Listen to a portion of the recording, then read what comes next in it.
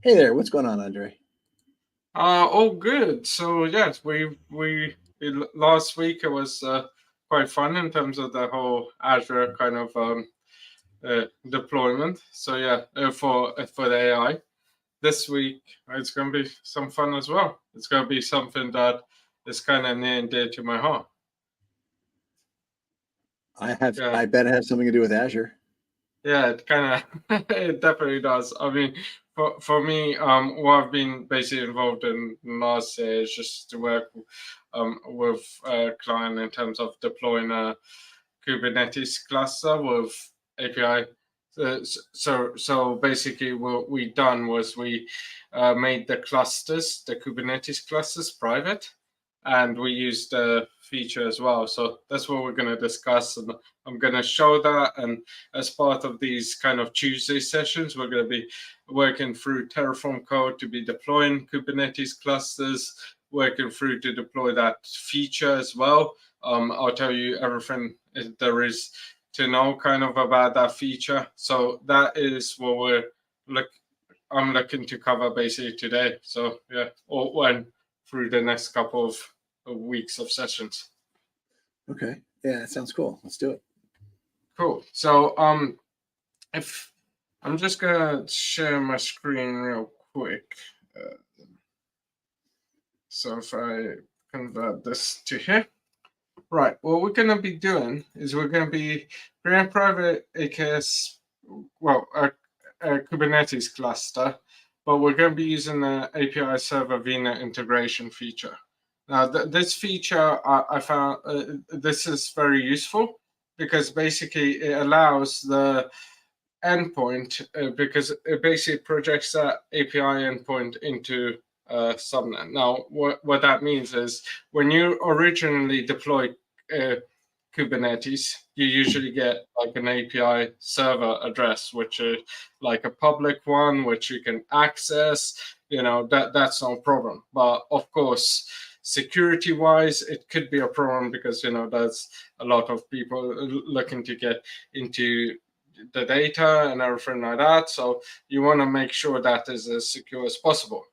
The way you can do that is by converting this, like all it is just converting this API server address into the VNet. It's going to be converting that into a private connection. So that private connection is going to exist within your network, and before Kubernetes had private cluster, which was okay because it made this inaccessible, but you really wanted it accessible as part of your your whole infrastructure, and you want other clusters to be talking to this cluster, and you want that communication. You don't want to disrupt that communication flow. So in a way, this is where it's still in preview, but I've worked on a project where this was deployed all the way to production. If you're interested in finding out more, please connect with me. But like on this, I'm just going to share you the actual technical details of what you need to know essentially for this service. So what this service does, and I'll leave the link in the comments, but like what it does is it projects that API endpoint to a subnet. So, you have a connectivity subnet on your Kubernetes cluster. And that is going to be basically, that's where it will be deployed. Therefore, you can, you have a DNS name, have, IP addresses, and, you can actually have the internal network with that.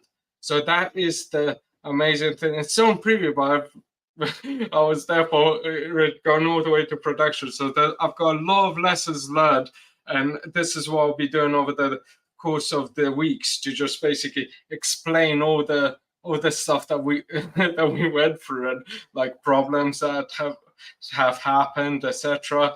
There are quite a bit of considerations. So as part of like this tutorial, we're gonna basically start fresh. We're gonna, we create a repo live here, create Kubernetes, well, write the code for Terraform, get the code for Terraform to create a Kubernetes cluster. Then we're going to look into adding in all the elements, and I will explain basically as we go what elements we may need further, etc. Okay. You good with the plan? Yeah, that sounds great. So, so as I understand it, without this new feature, the API being on the public accessible address means you have to protect that, and it's a point of attack for somebody that wants to mess with your cluster. So yeah.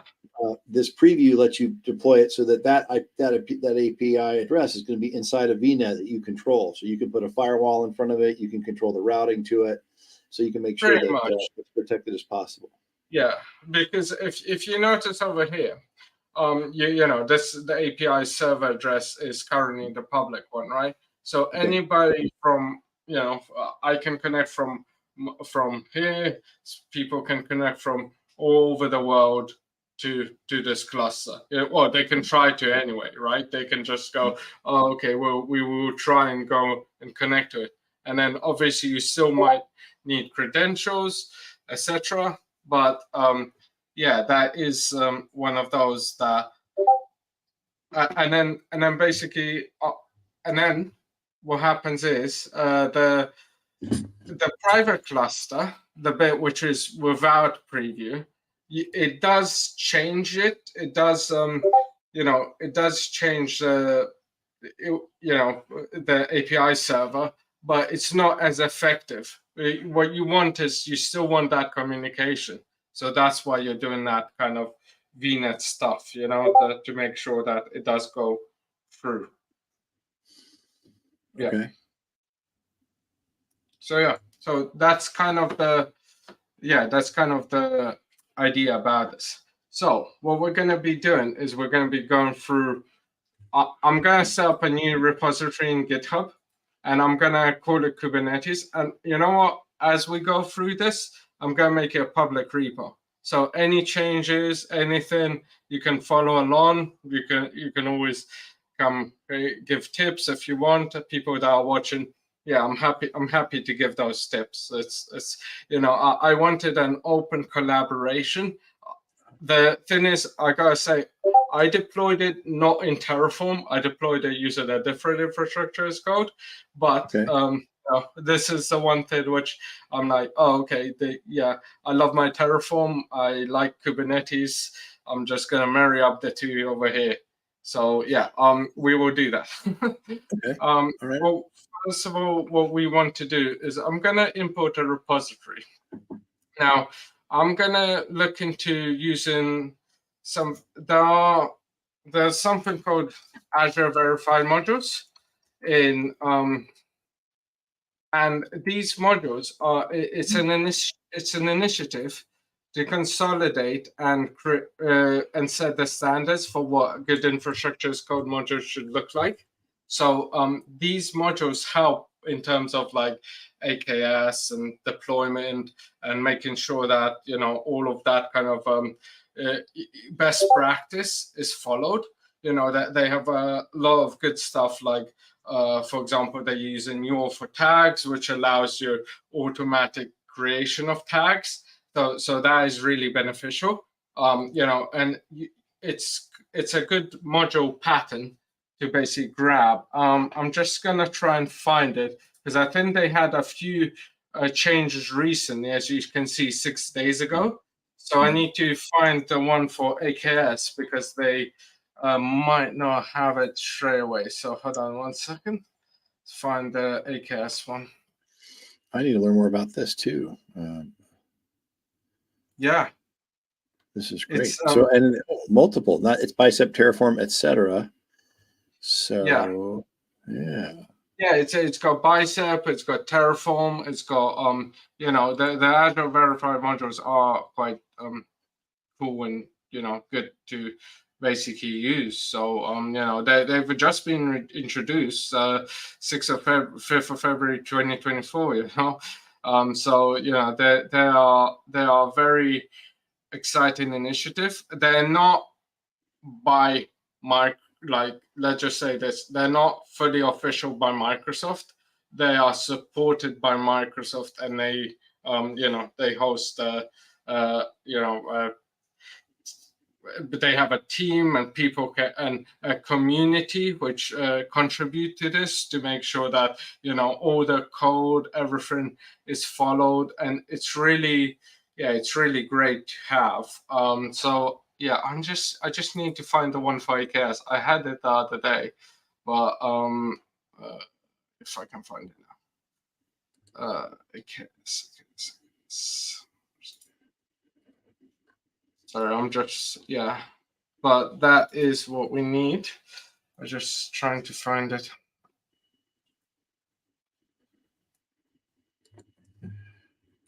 And this is where I should have had the link. So you can find it. I'm just trying. Yeah, I want to use this. If I can't use this, then I'm just gonna create. But I really want to use this, so let's see if I can find it. This is a pattern. Is my screen okay, by the way, in terms of like size so for you guys? There's something about how it's rendering, like it's not doing the font smoothing. Do a Control Plus, see if it's the zooming in makes that go away. Yeah, something to do with the resolution of the streaming, maybe. Yeah, probably. I might just set my settings. Here, you know what? It might be. I may have found this. I don't have the chat up. Let me see. Okay, I'm going to put something in the chat. I don't know if that's what you're looking for. That may not be one of the verified modules. Or is that old? That's 12 hours old.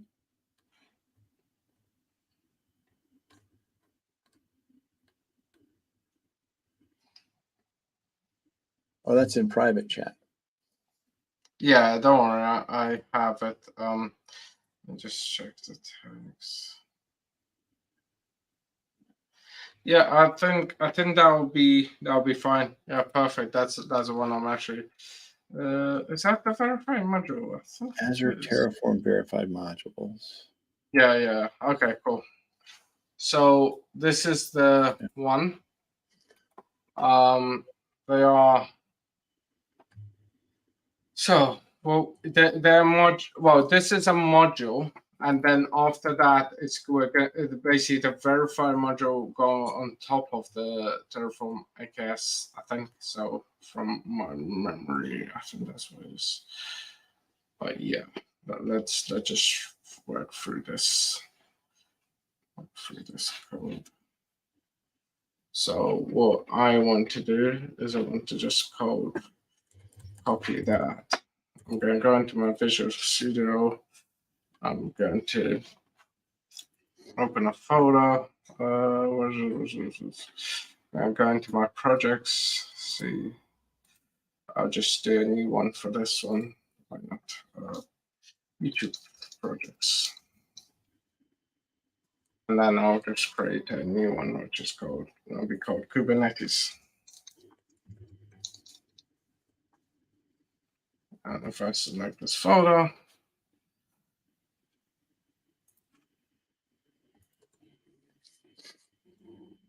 terminal. Hopefully you can still see it. I think it's still a bit fuzzy. I need to work a little bit on that to figure out why my screen isn't shown properly. But let's just clone that module as part of it.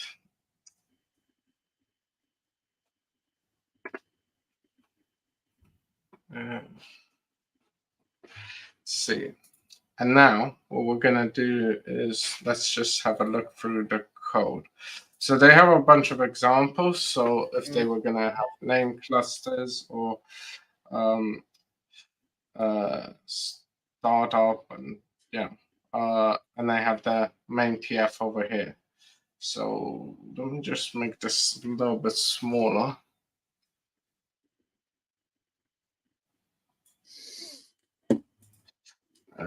coding is fun, isn't it? Right. And then we have the main over here. So what we would probably need is we will need some variables as well.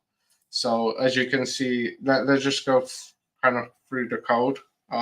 You've got the Azure RM resource group, which is main, and then you have the var.resource group. Then you have the using the SSH key. So that is again something which is used. They are coalescing the location, resource group, and main from location. So they're like putting that all together. The name is going to be from my locals, from my local and then that class name. Yeah. How comfortable are you with Terraform? Do you work with Terraform a lot, or in your day job, or? In an early project, this a few years ago, I did a set of labs that were all implemented with Terraform, and I used it was actually the AWS provider. So I was spinning up. It was actually for a Pluralsight project, actually. So they would do a lab. It would execute my Terraform code to deploy the environment that they needed, and I used it also for. And deploy like a really simple, like a 3-tier VM stack. So like a dev stage prod type of thing with virtual machines. But I haven't had my hands on it in probably 2 years. So I haven't touched it since they had that fork. I know that there's OpenTF now from Terraform. I haven't touched it since that. And I just learned about these verified modules. So I'm a little bit out of it. But basically, I think about it in terms of the resources that you're deploying. So I focus on that. And then, you got variables and things for the naming, things so that you're relating them to each other. Right. And then you got to pass in all of that stuff to make it work. So that all the stuff for you have to, like, there it is. Yeah. All of the secrets and the information it needs to connect and authenticate to your Azure account. There's a lot there that you have to get right to make this work. Yeah, there's a lot. It's I'm just gonna say it's not. I've heard about these before, so I'm giving it a go through as well. Like it is one of my. I have worked with them, but like not setting up from scratch and everything like that. It's live is a little bit of a different story. So. Oh, yes. Yeah, so let's see what we have in examples. I always like try and whenever you go through anything, you just can read through the README. So it deploys using AKS, so we can see that you've got an example here. So we've got one which is this one. So if we, for example, cd into the Terraform. And by the way, this is just a module. What you can, I think, you can build on top of this, or you can use the module as part of it. So you can build something which references this module. I'm going to try and use this example, but what we're going to do is we're going to create another repo, and then we're going to reference that module. Okay, so just so we're clear, this is just a module for like the logic. It's more rather than the actual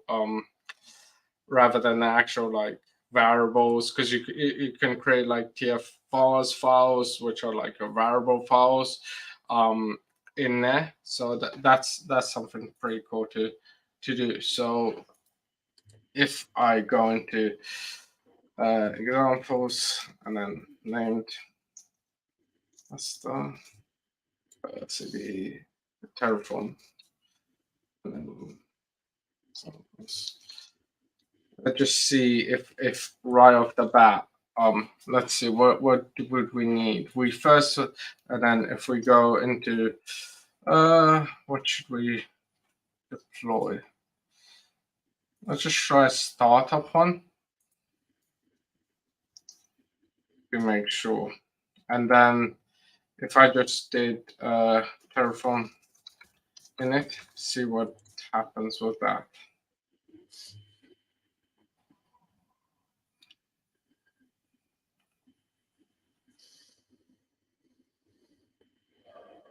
So it's installed all my all my stuff. What I first need to do is I need to make sure I log in, and I need to make sure that I am connected to a subscription. So if I did AZ account show, I'm currently in my Azure Cloud subscription, and I'm going to my subscription ID 1B3. So let's just check what that is over here.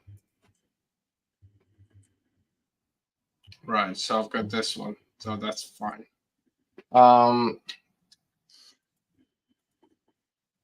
Right, so what we're doing, so if I go into my Visual Studio Code, and then if I then go terraform plan, see if anything in plan will show up.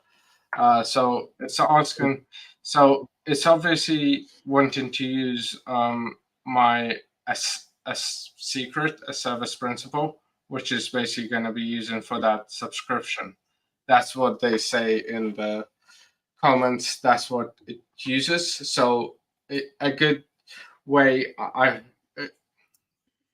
if you're kind of new to Terraform or learning Terraform and just picked up this video, basically most of the time you would either work through like a DevOps orientated structure where you might have like service principals, or you might have managed identities where, you know, like you would run your pipelines, and then those managed identities or service principals could be used to actually deploy certain resources. So that's what that's why it's kind of set up like this. Personally, manage identities is kind of probably the better way to go. Service principles is like something which is, you know, it's been around for ages now, but I think we're trying, as an industry, we're trying to get away with, we're trying to do away with all the supplying passwords, shared access keys, and all of that kind of stuff. So I think we're trying to do away with all of that. So that's where managed identities come in.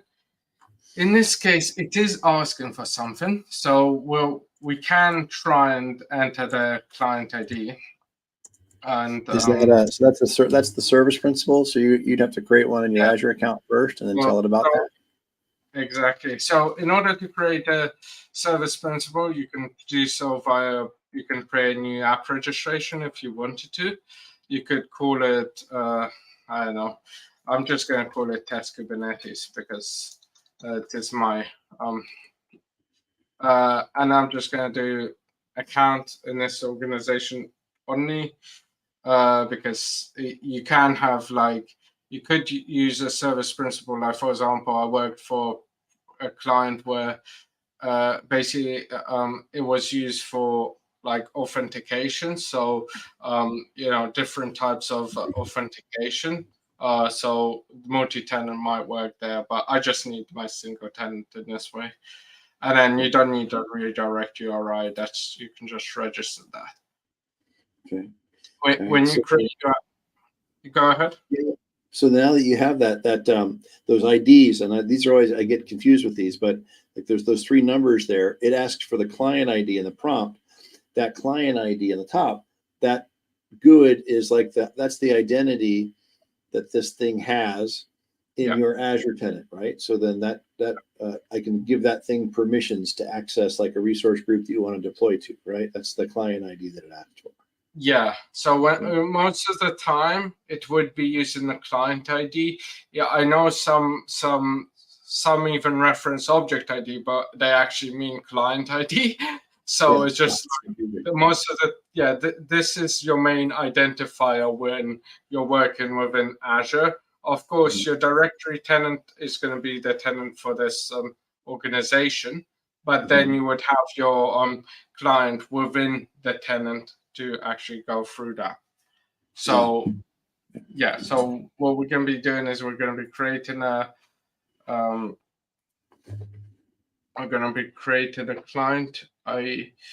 ID. So I could, well, first of all, I also need to go into my subscriptions, pay as you go, and I'm just going to give it a contributor access. I could even like go later, but I'm just gonna give contributor access. I'm not gonna go crazy and do owner, but yeah. So we're gonna just add row assignment, and then we're gonna search for contributor. Yeah, it's privileged, so it's going to want you to. Yeah, there you go. Yeah, which I like. I like that they made that extra step. Yeah, that's good. And then the members will be the test Kubernetes app.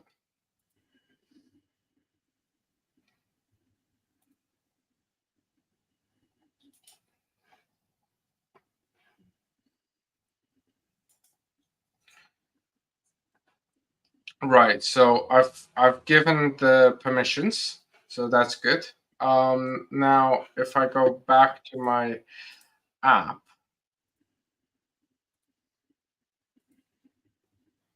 and so I can start supplying the values. So var.client ID will be this one. Oops.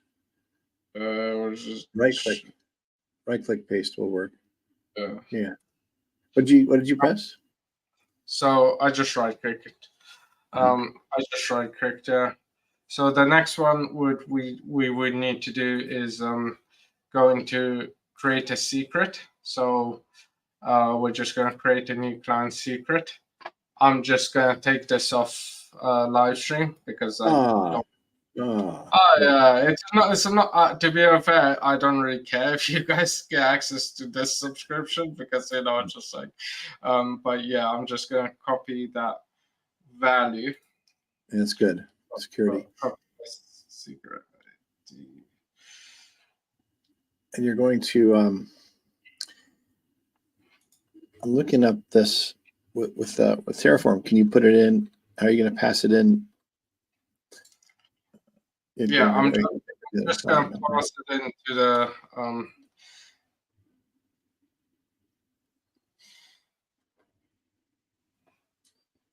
Right. It's reading. I just don't want to show it a bit more. So.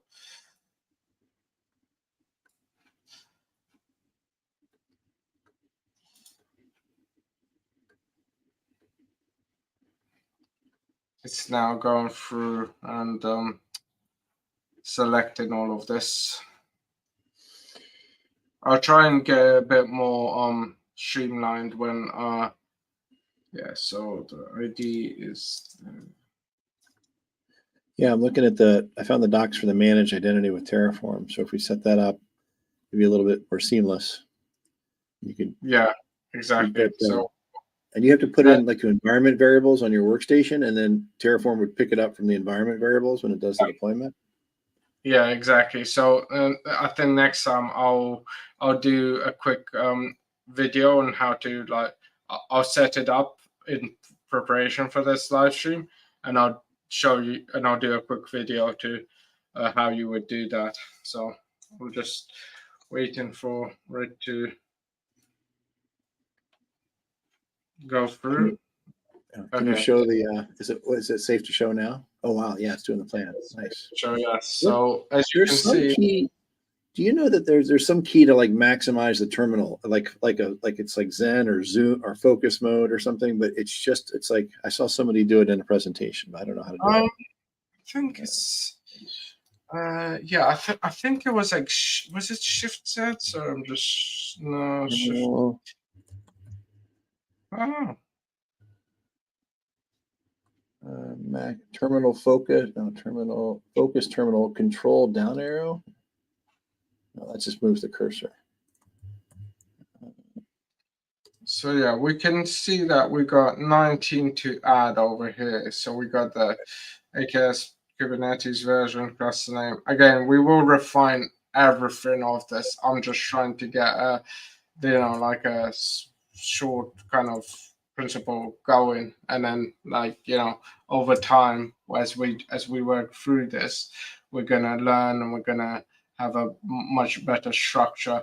That's kind of what, you know, the dream is all about, right? Everybody's collaborating and trying to get as best practice as possible. So, you know, that's been you know, a plan when successful. So I'm just going to kick it off. You know, I just want to deploy something as an example, but we will be building on. So again, you know, again, this is why you would want to pass this as your, you know, it's actually good because I wanted to show that if you don't pass it into your local variables, or you don't reference your TF4 files containing your, for example, secret or whatever, then, you know, you have to be entering this all the time, which doesn't really work that much. So yeah, that makes sense. So you want to make that smooth, but yeah, but you also have to protect it. So it's like security and convenience are always at odds. You have to pick one. Exactly. And this is what organizations are always making sure, like, and this is why, you know, I'm very aware of developers being, you know, having access to like, for example, shared access signatures, or using keys for like any functions, or for any Azure functions, and just leaving it in there. That's like one of the worst things. That's why you have DevOps. That's why you have managed identities. And to be honest with you, I feel Azure does it a lot in terms of identity. Does identity a lot better than AWS or Google. Come at me, okay? But yeah, I feel it does. So that's kind of the subscription. So what we're gonna do, I'm just grabbing the details again.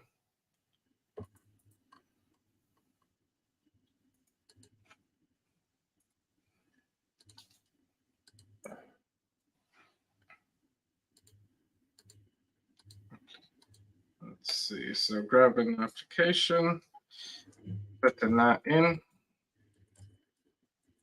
grabbing a secret. All I want to do for today is just deploy a test.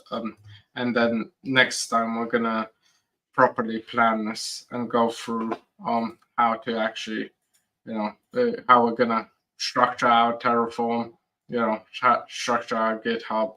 I just gonna want to do this as a first test. Right. And sorry. It's an iteration. Yeah, exactly. It's all iterations. It's all like, you know, just gonna having fun really. And I haven't touched Terraform in a while as well, so you know I'm getting back into it now. But it's there's one of those things that you sometimes like. I used to create loads of modules, and you know I did the whole YouTube series, and now I'm like just picking like things again, and I'm like, oh right, yeah, there's this new thing. This thing has changed.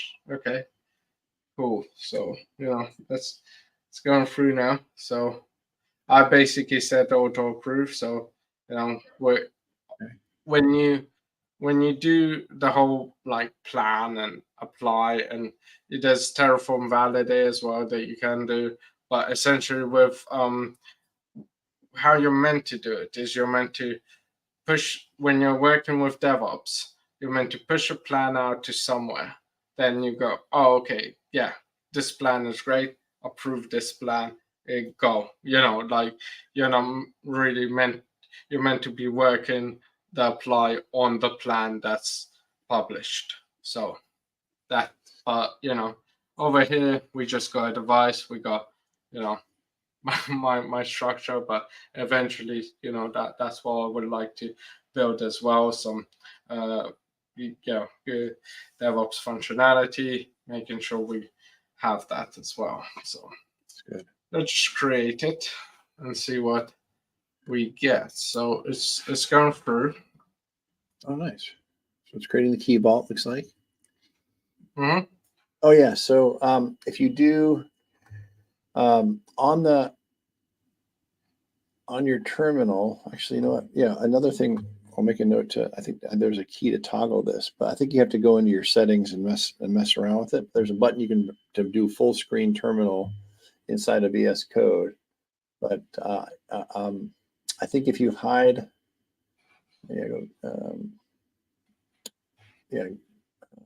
Button, you say? Yeah, I think it has to be. I think turn it on in your settings. I found some. I'll share it in the private chat. I don't know. I think you have to configure something, and then. Well, we're just waiting. Why don't you share your screen and we can have a look at that? Oh, to have a look at it. Okay, so yeah, two things. So we're waiting for this. So put this back down here.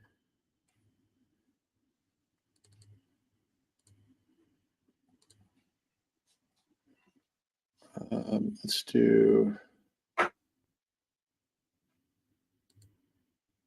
Is it this one? Yeah. So does that show the VS Code? That shows the Stack Overflow, right? Right. So I think this guy's got. He picked this key, so it's. I think he configured it. I don't think that actually worked. It doesn't work for me, but apparently there's a workbench action toggle maximized panel. So this might be a hint for how to do that. Put it in the private chat in the studio.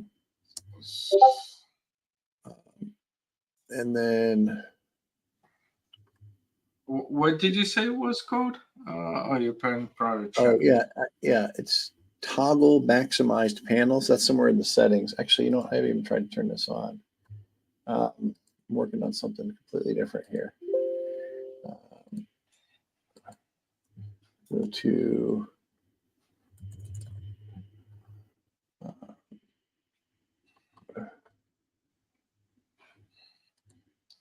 no, I don't really see that. I think you have to add it. Yeah, toggle maximized panel. I don't know. It's in here.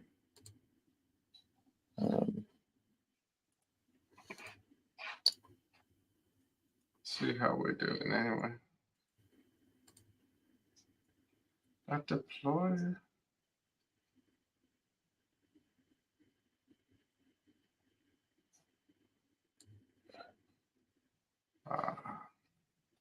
Let's add these. So what I'm going to do is I'm going to steal his JSON for this. And I think I can get into the JSON of the settings. I haven't done this in a while. Settings. These are settings. JSON. So I should be able to.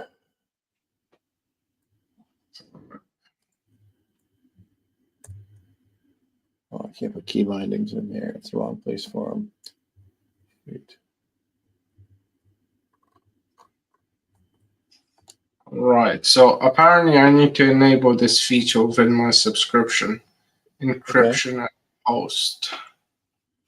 All right. Go ahead and here, I'll take the screen back here. Go ahead. Right. Oh, yeah. I need to show my screen. So let me add to stage. Right. So apparently I have this issue. It says subscription not enabled encryption at host.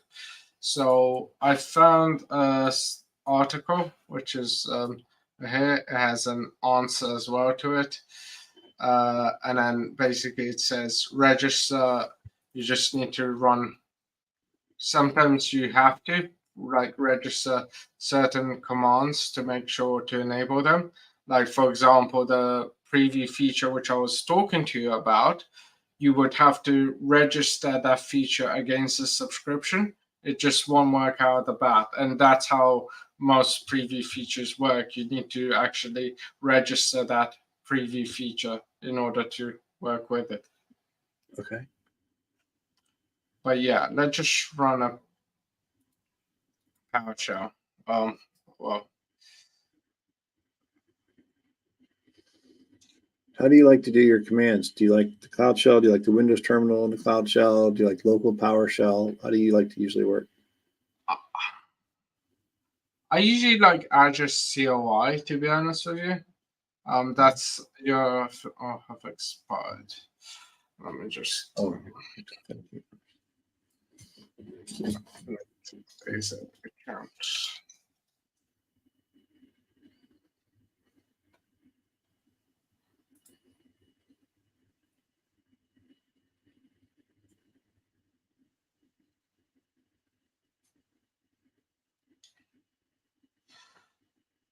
Right, and then I would need to also run a different tenant. So let me just is there a way to? Yeah, I usually like AZ rather than PowerShell. But let me just see what account I'm connected to in PowerShell. PowerShell.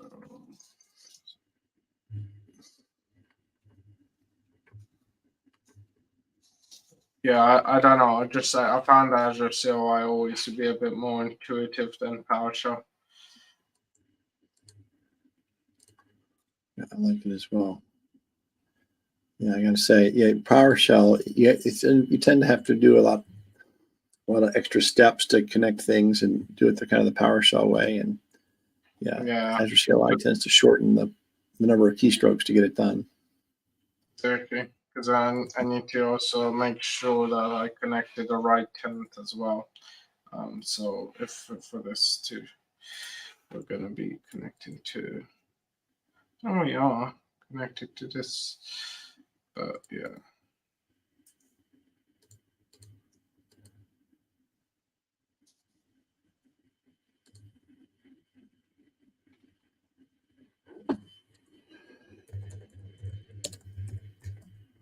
So let me just sign in to this tenant specifically.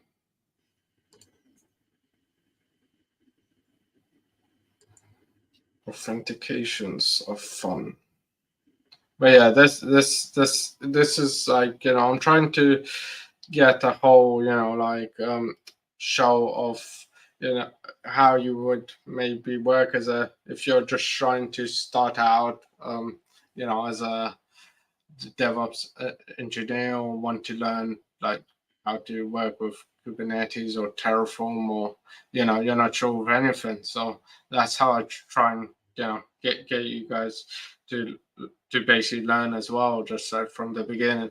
Anything that I seem to have issues with, hopefully that is applied. So let's just see. I'm just sending a request. I'm not getting any answers through, so my authenticator doesn't seem to work for me, which is like great. So I have I have to drop right here at 6:30. I'm sorry, I have to run right on time. Sorry, Dave? I got to drop, and I've got a ride to make here. Right, I have to drop right at time at 6:30 my time. Oh, okay. So you got to drop off that. Yeah. No worries. I enjoy this, and let's keep going. Let's keep doing this. Well, I'll do some more with the Azure AI. I think I want to explore a little bit more about indexing, and you're kind of inspiring me to play around with the command line part of it to see if I can do some of the setup from command line to be able to reproduce instead of using the UI for everything. So I think that's what I want to try to explore on Thursday. That sounds good, man. Yeah, from our end, I think I need to work a little bit with my tenant as well. Just make sure it works capacity through PowerShell. So that's something I think I need to work on in the background anyway. So I'll get that going for the next session.